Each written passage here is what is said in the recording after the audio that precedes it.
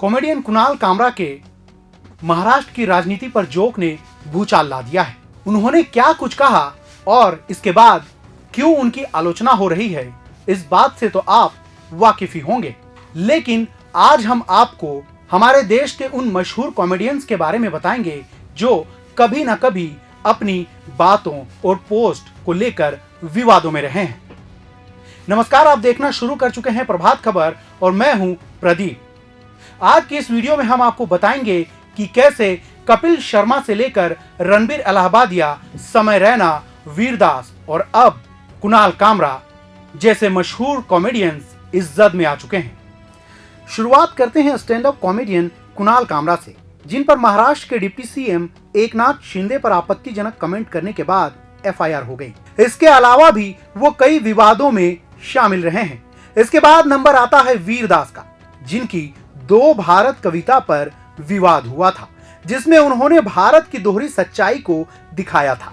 इससे कुछ लोग सहमत हुए थे तो कुछ ने इसकी आलोचना की थी।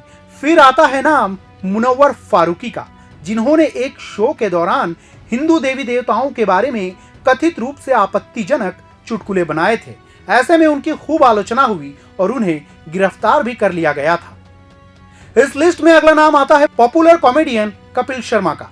उनकी साथी कॉमेडियन सुनील ग्रोवर के साथ झगड़ा हो गया था, जिसके बाद दोनों की बातचीत बंद हो गई थी। हालांकि अब दोनों फिर से एक साथ काम करने लगे हैं।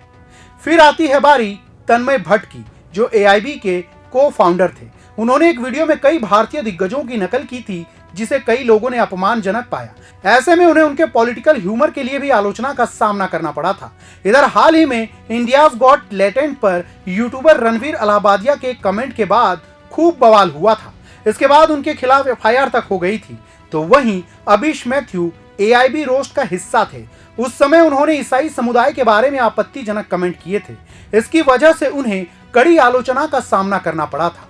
इसके बाद उन्होंने सबसे माफी मांगी थी। इतना ही नहीं, विदुषी स्वरूप को भी अपने चुटकुलों की वजह से कड़ी आलोचना का सामना करना पड़ा था, जिसे कई लोगों ने अश्लील और उनके करियर के लिए खराब बताया था।